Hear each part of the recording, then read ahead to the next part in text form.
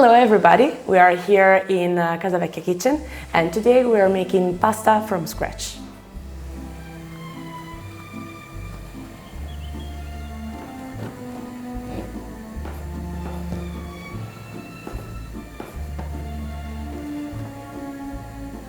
So, our first step, usually when I am in the kitchen with our guests, I would always explain first of all the two different colors that they have in their bowl, because in this bowl you can see there's a yellowish color and a white color. This is first of all the semolina durum white flour, and then we have the all-purpose flour. I usually do 80% of semolina durum wheat flour and then a 20% of all-purpose flour. In this case, since we have 3 eggs, I'm using a total of 300 grams of flour, 240 for all-purpose flour and 60 of semolina flour. I'm putting the flour in our table, and I'm making a big well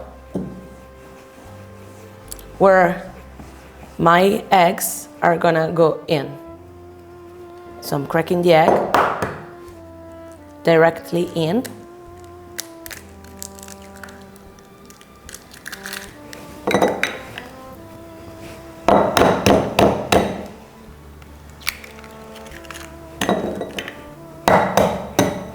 And as I always tell to my guests that come to my cooking classes, some chefs will put some turmeric, some will put some olive oil, some will put some salt, and they are all correct, but I personally prefer to just have the eggs, then the salt will arrive later in the water pasta. Now I'm scrambling the eggs in the middle of my well made of flour, and little by little I'm incorporating the flour into my mixture, as you can see, until it becomes like a paste. When we arrive to the paste part of the dough, we'll scratch the dough from the fork and we'll start using the spatula. I like to be quick and fast. So what I do is I collect the flour and then I press it together.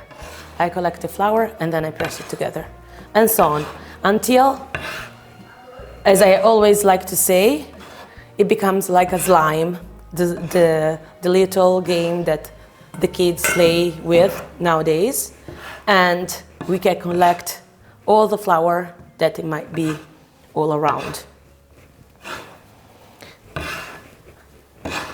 In this particular stage, you just have to trust the process. You don't know how many times the guests will ask me, this is not hydrated enough, this is not well, this is not good. And my colleague and I will arrive there with a little smirk on our face saying, no, just trust the process, for sure it's going to be fine. And so now I'm going to just make a little more space into my dough to collect all the flour. And this is a nice part where you try to collect everything that has gone away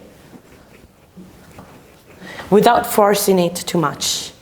You may want a little bowl of water aside you where you can damp your fingers in, but I don't think we're gonna need it here now.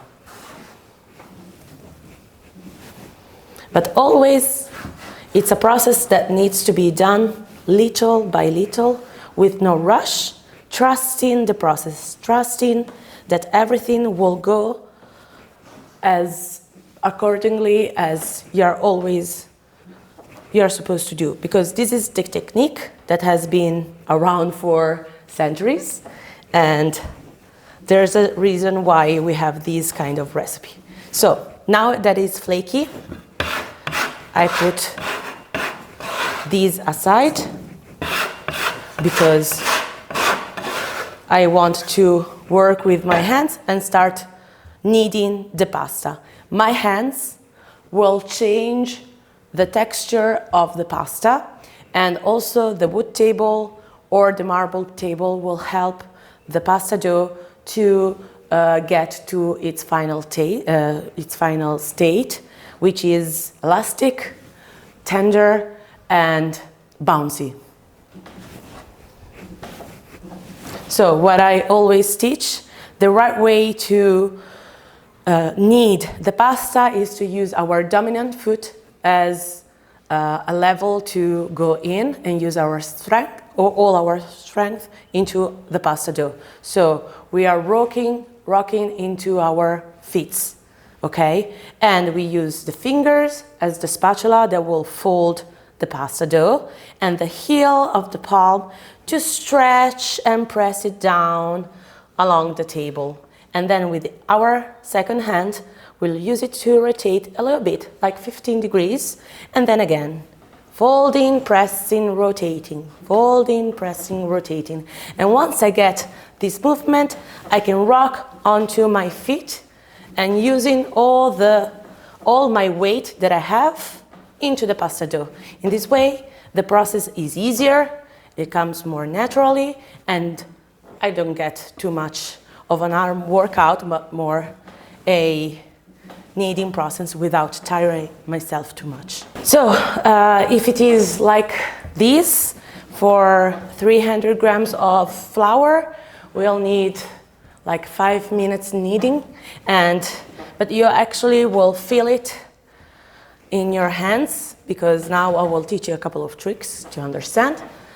And usually when now it's pretty tender, I can feel it that is elastic and it's silky smooth on top. It needs a little bit of a hydration, you can see, because it has a little bit of lines alongside, but I actually prefer to have, for example, tagliatelle or ravioli, to have a more little dry maybe kind of pasta than have it too hydrated.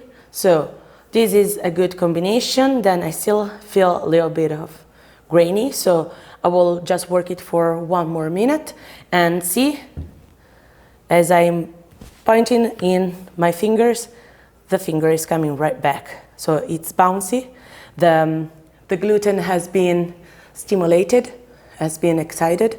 So the gluten that works as a glue has been stimulated, and we can now start to work our pasta dough to make it rest.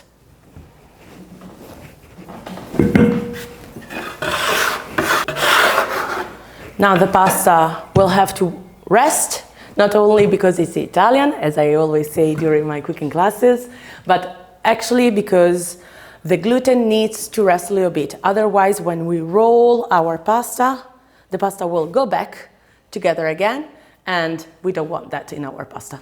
So we're leaving our pasta behind under this bowl, because you can either put the pasta dough in a plastic film or under a bowl. The important thing is that it rests and that there's no air in contact. In here, there's of course some air, but since the dough is alive, it will make some humidity, and it will keep the area under this bowl more, how can I say, more hydrated. And there's no difference between a bowl or plastic film. I just thought that today would be nice to have the bowl. So our pasta has rested, and now we're going to divide it in little quarters, and always keep your pasta dough covered in a pasta bowl. In this way, the pasta will not get dry. Now I'm going to flatten my pasta dough, and always make sure that the rolling pins are at their widest. You will find many different numbers in here, but in this little utensil, but the most important is that the rolling pins are at their widest. The closer you get, the thinner you'll have the pasta. But it is all a process while making it, and you're here to see it. So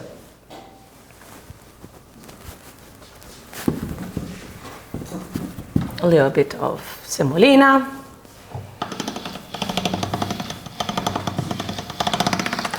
This first step is to get the perfect shape of our pasta sheet.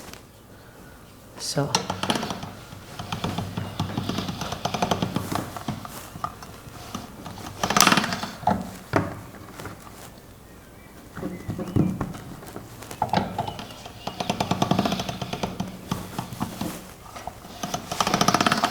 So I am actually satisfied with this shape, and then I'm going to do so one more time at the first step, and then I'm gonna go one number per step. So this is number 2, could be also number 6, and I'm going at the next one. Always making sure that my pasta dough is well coated of semolina, otherwise the pasta gets stuck into the machine.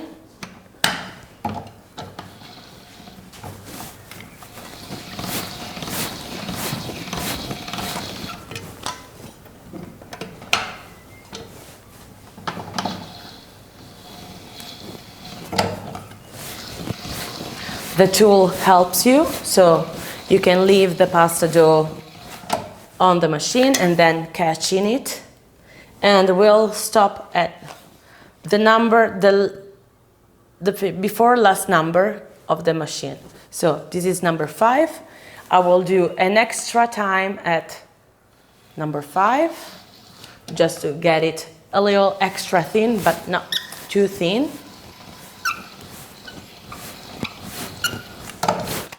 And then I'm changing it and putting here in the tagliatelle shape.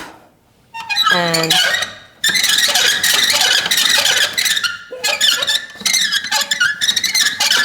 all techniques, all the utensils.